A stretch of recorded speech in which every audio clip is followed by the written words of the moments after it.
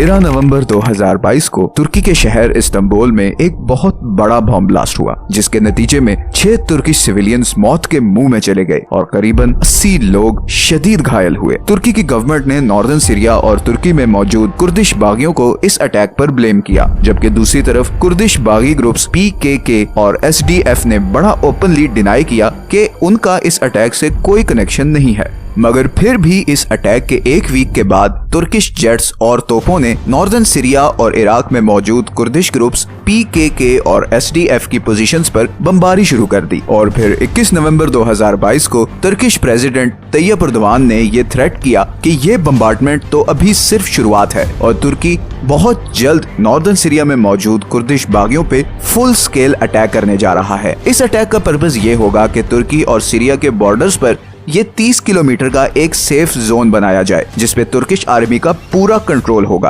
अब ऐसे हालात में जबकि पूरी दुनिया और नेटो का फोकस इस वक्त यूक्रेन रशिया वॉर पर है और सीरिया में सिविल वॉर में काफी शिद्दत आ चुकी है, अगर तुर्की कुर्दिश ग्रुप्स के खिलाफ एक्शन लेता है तो ये पूरी दुनिया के लिए बहुत ही डेंजरस पॉइंट साबित हो सकता है, क्योंकि इस सूरत में हो सकता है कि अमेरिका और नेटो का फोकस दोबारा ये रीजन बन जाए, जिसका मतलब होगा कि दुनिया की सुपर पावर्स दोबारा इस एरिया में इन्वॉल्व होंगी और एज अ रिजल्ट बात फुल स्केल वॉर की तरफ भी जा सकती है। लेकिन तुर्की को आखिर कुर्द लोगों से इशू क्या है, और अगर ये वॉर शुरू होती है तो ये पूरी दुनिया को कैसे अफेक्ट करेगी? इस सारे इशू को समझने के लिए हमें कुछ बेसिक जियोपॉलिटिकल और डेमोग्राफिक रियलिटीज समझना होंगी। सबसे पहला फैक्टर ये है कि तुर्की फ्रांस, जापान या जर्मनी की तरह एथनिकली होमोजीनियस कंट्री नहीं है। मतलब जैसे फ्रांस में फ्रेंच रहते हैं, जर्मनी में जर्मन्स रहते हैं, वैसे तुर्की में सिर्फ तुर्क लोग नहीं रहते, बल्कि वहाँ पर करीबन 1.5 करोड़ कुर्द भी रहते हैं, जो तुर्की की टोटल पॉपुलेशन का ऑलमोस्ट 15% बनता है। कुर्द तुर्किश लोगों से काफी डिफरेंट हैं और इनकी अपनी लैंग्वेज और कल्चर है और इनकी मेजॉरिटी सुन्नी मुस्लिम्स है। लेकिन कुर्द सिर्फ तुर्की में ही नहीं रहते, बल्कि इस सारे एरिया में साउथ ईस्टर्न तुर्की से लेकर नॉर्दर्न सीरिया, नॉर्दर्न इराक और वेस्टर्न ईरान के दरमियान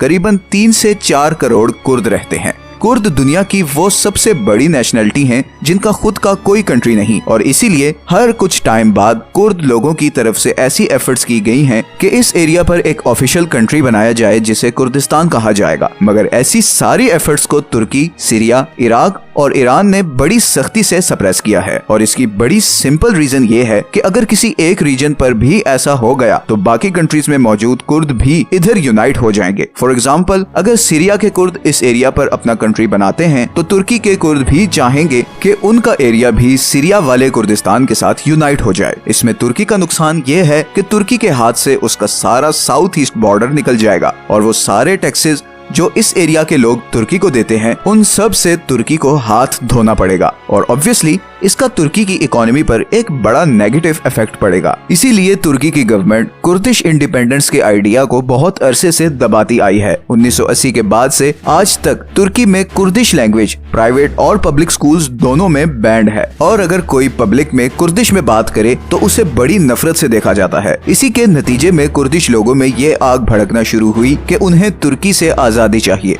और इस सारे एरिया पर उनकी एक इंडिपेंडेंट गवर्नमेंट होनी चाहिए। इसी इच्छा को पूरा करने के लिए सबसे पहले 1984 में कुर्दिश बागियों ने एक आर्म्ड ऑर्गेनाइजेशन बनाई जिसे कुर्दिस्तान वर्कर्स पार्टी या PKK भी कहा जाता है। इस ऑर्गेनाइजेशन ने तुर्किश गवर्नमेंट के खिलाफ फुल स्केल रेजिस्टेंस ऑपरेशन शुरू कर दिया। PKK ने शुरू में तो पीसफुल प्रोटेस्ट्स किए, मगर फिर आहिस्ता आहिस्ता टारगेट किलिंग और इवन सुसाइड अटैक्स भी शुरू कर दिए। ये ऑर्गेनाइजेशन आज तुर्की से लेकर सीरिया और इवन इराक तक फैल चुकी है। अभी तक इस सारी लड़ाई में करीबन 40,000 लोग मारे जा चुके हैं और तुर्की को बिलियंस ऑफ डॉलर्स का नुकसान उठाना पड़ा है। तुर्की और दूसरे अरब कंट्रीज इसी कुर्दिश मूवमेंट को दबाने के लिए बरसों से सीरिया और इराक में PKK की बेसिस पर अटैक करते रहे हैं। मगर फिर 2011 में सब कुछ बदलना शुरू हो गया, जब सिविल वॉर की वजह से सीरियन गवर्नमेंट कुर्दिश बागियों को रोकने में मुकम्मल फेल हो गई। सीरिया में रहने वाले कुर्दिश लोगों को ऐसे ही किसी मौके की तलाश थी। सीरिया के कुर्दिश ग्रुप्स ने PKK की तरह अपना एक आर्म्ड ग्रुप बनाया और उसका नाम रखा सीरियन डेमोक्रेटिक फोर्सेस या शॉर्ट फॉर्म में SDF।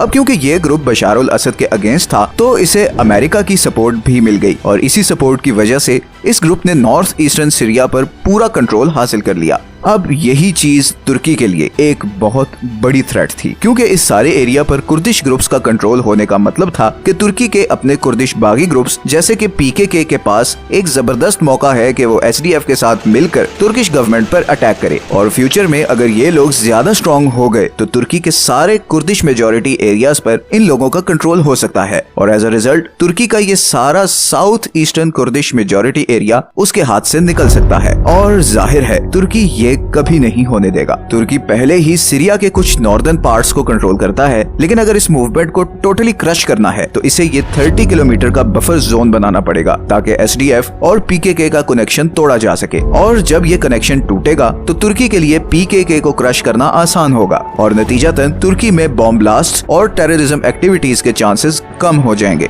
अब ये तो एक रीजन हो गई कि तुर्की ये बफर जोन क्यों बनाना चाहता है, लेकिन इस बफर जोन की एक और बड़ी इंटरेस्टिंग वजह भी है। असल में 2011 में सीरियन सिविल वॉर के बाद ऑलमोस्ट 36 लाख सीरियंस अपना कंट्री छोड़कर रेफ्यूजीज के तौर पर तुर्की आ गए। इतने लाखों सीरियंस को शुरू में तो तुर्की की गवर्नमेंट ने बड़ा वेलकम किया, मगर चंद बरसों बाद ही ये रेफ्यूजीज तुर्की की इकोनॉमी पर बहुत भारी बोझ बन गए। पॉलिटिकल पार्टीज ने सीरियन रेफ्यूजीज पर पॉलिटिक्स करना शुरू कर दी। अब तुर्की के हालात ये हैं कि इस वक्त 84% इन्फ्लेशन रेट है, जो पिछले 40 सालों में सबसे ज्यादा है। 2 साल पहले ही 1 यूरो में आपको 6 तुर्किश लिरा मिलते थे, जबकि अब 1 यूरो में आपको 20 तुर्किश लिरा मिलते हैं। और अब कुछ महीनों बाद ही जून में तुर्की में प्रेसिडेंशियल इलेक्शंस आ रहे हैं, और इन हालात में पब्लिक सिंपैथी गेन करने के लिए पॉलिटिकल पार्टीज ने सीरियन रेफ्यूजीज को तुर्की की इस कंडीशन का रिस्पॉन्सिबल ठहराना शुरू कर दिया है। और इस पॉलिटिकल स्टंट की एक वजह भी है। अगर हम इस चार्ट को देखें तो बहुत क्लियरली ये दिख रहा है कि जब भी तुर्की ने सीरिया पे अटैक किया, अर्दोआन की अप्रूवल रेटिंग जंप कर गई। और अभी जिस तरह तुर्की की इकोनॉमिक सिचुएशन है, तैयब अर्दोआन के पास अपनी अप्रूवल रेटिंग इंप्रूव करने का यही बेस्ट चांस है कि वो सीरिया पर अटैक करे और इस सेफ जोन को अपने कंट्रोल में ले ले। सारी पब्लिक को सीरियन रेफ्यूजीज के अगेंस्ट किया जा रहा है। प्रेसिडेंट अर्दोआन ने तो यहाँ तक कहा है कि मई में वो तकरीबन 10 लाख सीरियंस को वापस उनके देश भेज देंगे। इस वक्त तुर्की की सारी पॉलिटिकल पार्टीज इसी एक नारे पर अपना इलेक्शन मैनिफेस्टो बिल्ड कर रही है।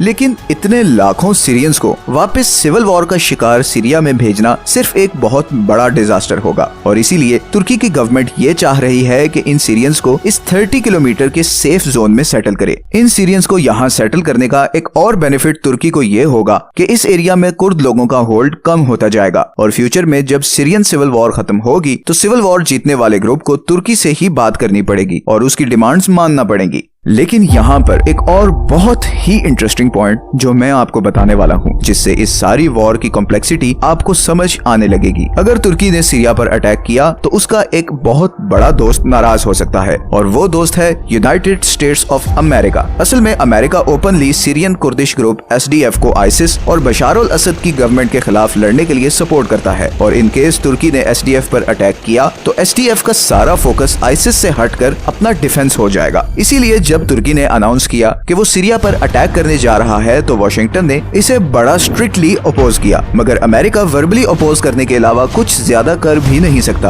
क्योंकि रशिया यूक्रेन वॉर के बाद से तुर्की की जियोपॉलिटिकल इंपॉर्टेंस बहुत ज्यादा बढ़ गई है। फिनलैंड और स्वीडन ने हाल ही में नेटो का मेंबर बनने के लिए अप्लाई किया है, और उनकी मेंबरशिप सारे नेटो मेंबर्स को अप्रूव करनी पड़ेगी, जिनमें तुर्की भी शामिल है। इसीलिए अमेरिका कोई भी ऐसा एक्शन नहीं लेना चाहता जिसकी वजह से तुर्की रिफ्यूज कर दे और फिनलैंड एंड स्वीडन की मेंबरशिप खतरे में पड़ जाए। सीरियन सिविल वॉर में अमेरिका के अलावा दूसरा सबसे बड़ा इंटरनेशनल प्लेयर है रशिया। शुरू में तो रशिया और तुर्की के जियोपॉलिटिकल इंटरेस्ट डिफरेंट थे, बिकॉज तुर्की बशार अल असद के अगेंस्ट था और रशिया चाहता था कि असद गवर्नमेंट में ही रहे, और इसकी एक बहुत इंपॉर्टेंट रीजन भी है। असल में अगर आप सीरिया के लेफ्ट साइड पर आए तो यहाँ पर मेडिटेरेनियन सी के बिल्कुल साथ एक शहर है टार्डिस, जहाँ पर एक बहुत बड़ा सी पोर्ट है। ये पोर्ट पूरे मेडिटेरेनियन सी में वो अकेला पोर्ट है जिसे रशियन नेवी यूज कर सकती है, और इसे यूज करने के लिए रशिया ने असद की गवर्नमेंट से अगले 50 साल का कॉन्ट्रैक्ट कर रखा है। अगर ये पोर्ट ना हो तो रशियन नेवी को तुर्की स्ट्रेट के नेटो कंट्रोल्ड चोक पॉइंट से गुजरकर वापस रशिया जाना पड़ेगा, और जाहिर है नेटो के साथ वॉर की सूरत में इसका मतलब टोटल डिजास्टर होगा। इसीलिए रशिया चाहता है कि सीरिया पर असद का ही कंट्रोल रहे, ताकि उसकी नेवी टार्डिस का पोर्ट यूज करती रहे और मिडल ईस्टर्न सिचुएशन पर उसकी नजर भी रहे। तो अगर तुर्की एसडीएफ पर अटैक करता है तो वो जियोपॉलिटिकली रशिया के गोल से अलाइन हो जाता है, क्योंकि फिर असद की गवर्नमेंट को चैलेंज करने वाला कोई और बड़ा ग्रुप नहीं होगा। इसीलिए तुर्की के इस डिसीजन का पूरे मिडिल ईस्ट और यूरोप पर बहुत गहरा असर पड़ सकता है। ये हैं वो सारे सोर्सेज जहां से हमने इस वीडियो के लिए कंसल्ट किया है। अगर आपको ये वीडियो अच्छी लगी है तो इसे लाइक और चैनल को सब्सक्राइब जरूर कर दें। मिलते हैं नेक्स्ट वीडियो में। अल्लाह हाफिज।